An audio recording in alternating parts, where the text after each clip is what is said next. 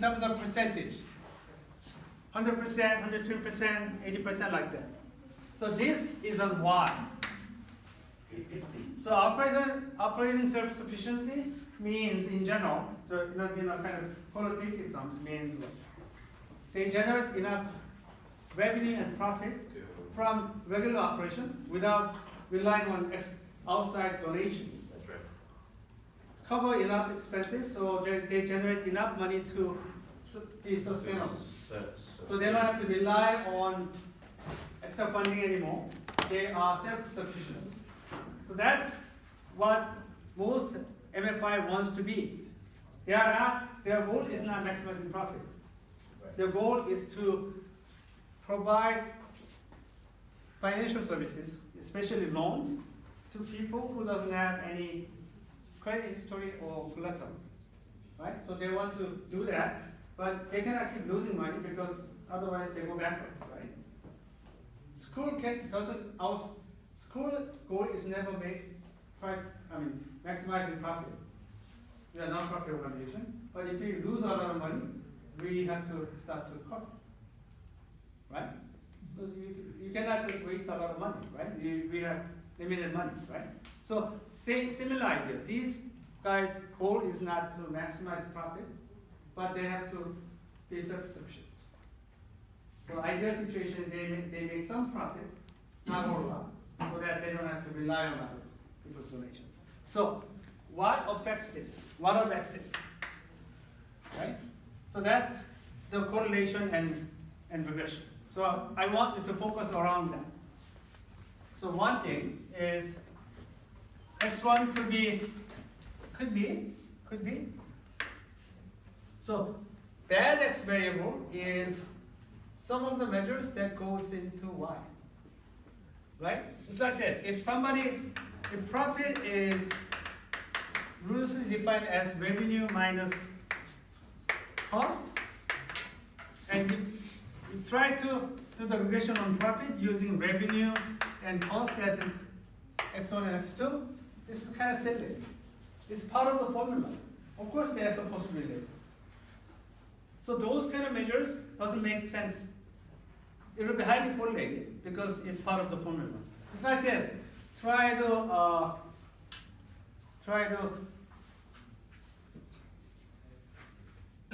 estimate somebody's wealth by using the total value of all the real estate, all the bank accounts. Of course, if you add them up, it's total wealth, right? So that's sort of silly to do that. So what's important is what are the variables that are not directly related? I mean, everything is indirectly related, not directly related, that may increase or decrease that are associated with these measures. So for example, X1 could be, as an example, you don't have to follow, could be percentage of loan borrowers.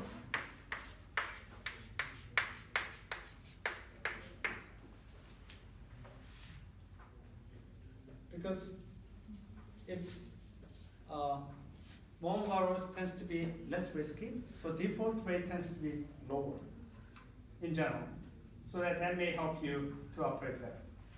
So it's not directly monetary value, right? It's not directly related, but it's indirectly related. So things like that. X2 could be average loan amount.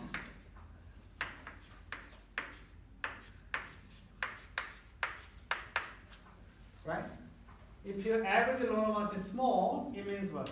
There's a lot of transactions going on. So cost goes up, so it will hurt you. But it may not be the case. So that's kind of interesting to put in. Why percentage of loan borrower and average loan amount is important variable? Because these are the proxy variable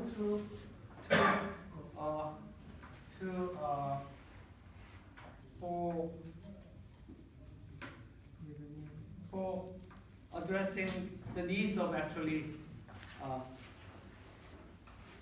the MFI population. Because a lot of developing countries, women usually don't have power over controlling money.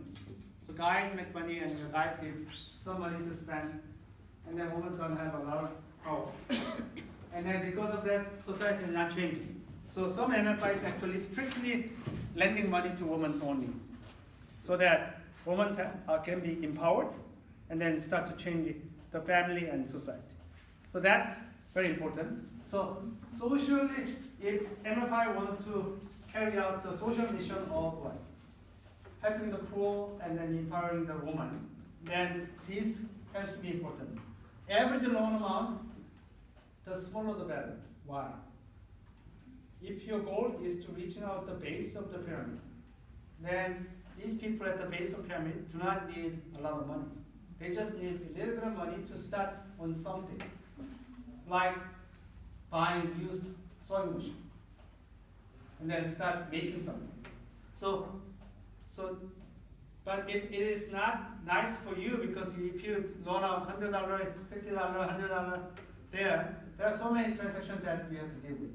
So it will make you inefficient in a way. But you are addressing the needs of the really, really poorest of the people. So it is actually a good thing. Easy thing is what? Choose one guy who's well known, has a lot of collateral, and give all the money to one guy, and then you collect, interest. That's easy. But you're not making any impact, right? So the smaller the loan amount, we consider that MFI is carrying out social mission of really helping the poor. But people say if you do that, you're not profitable because your transaction cost goes up. However, companies like MFI, like Grameen Bank, have developed a model of dealing with doing group lending. So instead of I'm the Grameen Bank, you guys are living in one village, right?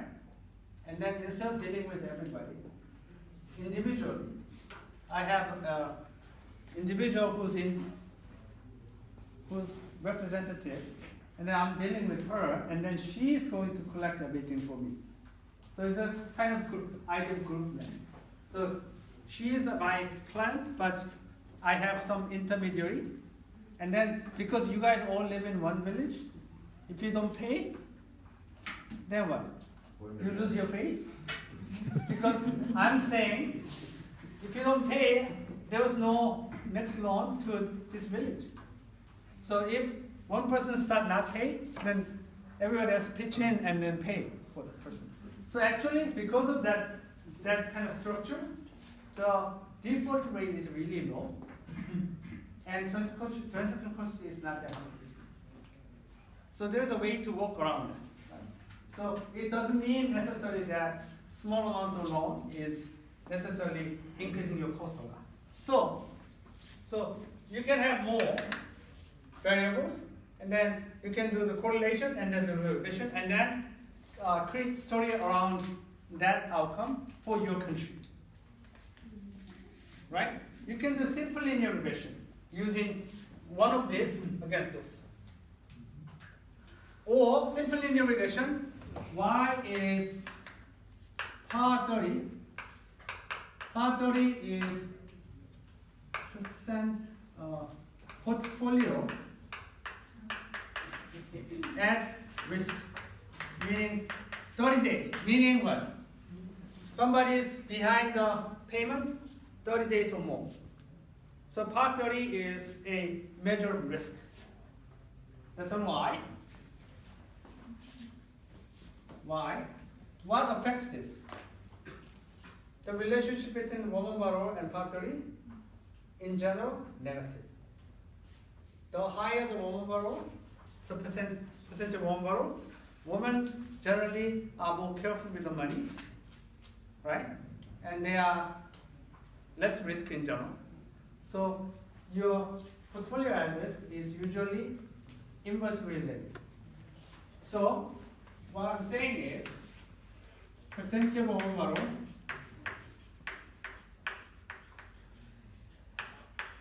as it gets bigger to 100%, to 0%, then part 30, which is a risk measure, tends to come down. Negative relationship. Is it really happening to your country? That's a question. So it's a simple linear regression. using this as an x, and this is a y, and then run the model. Simple one variable regression, see if you have significant result or not. So you can do that kind of thing. So these are important variables. So if you think around that, then it's okay, right? And then on top of some descriptive statistics that you want to share, okay? That each team can choose to show highlights of different things. So I wanted to give you a little bit of structure around what may be interesting. Two main theories in the MFI literature is that the theory is this is an argument. If you focus on carrying out social missions, then you tend to be not profitable and not financially doing well. So financial efficiency and social efficiency is usually trade-off. That's the kind of typical theory. But recently, as of maybe 5 years ago, there are many researches done. I'm also doing this kind of stuff, a little bit just for fun. But yeah, that it is actually not trade-off. A lot of MFIs who's carrying out social mission, meaning what? Focusing on lending money to women, keep focusing on lending small money to the poorest people, are not necessarily bad in terms of financial performances. So you can correlate those two things, financial performances and social performance. Social performance is just these two. So these are social performance measures, and then we relate this guy to the financial performance measures to look at whether it's going against each other or going together for your country. So that will be interesting finding, right? Which version of theory is correct for your country?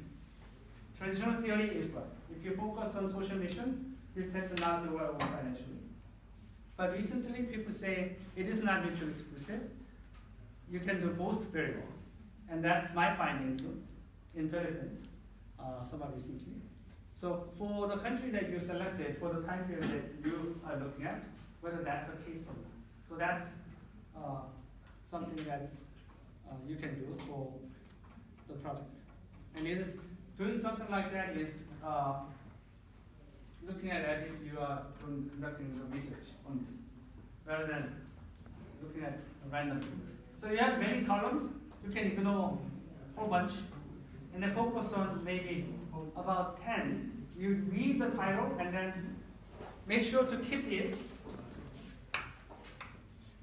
And then return on asset, return on investment, right? Things like that. And then sometimes you can look at like percentage of woman staff. Number of women staff. That may be a pretty interesting kind of variable. So focus on that kind of aspect. Gender specific and things like that. So choose about 10 variables, 10 columns that including this and then few more that you think is interesting, and then delete all the other columns, forget about that, and then play with those 10 columns. Right? What's the sample size then?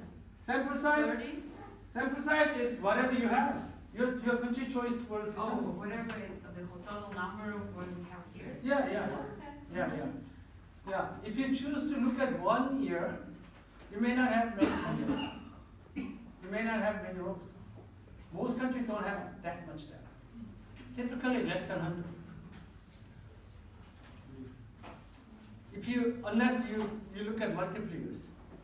So this is one thing, something that people actually do, and then which is a problematic. If you do, you have to decide whether you want to look at snapshot as a snapshot or time series. If you have multiple year data included, then you have to look at it as a time series, meaning what? You have to follow around multiple years. You have to do similar analysis for a number of years. But if you have data that covers like 10 years and look at it as a snapshot, that's terrible. Why? Because your data is time series data, and then you are trying to summarize as if it is one point in time. This kind of analysis is more like snapshot analysis. So you may want to follow around few measures over time. That's a time series. You can do that. And then you can do snapshot on only 1 year at a time. Not putting a bunch of years, which is time series actually, contains time series. That's actually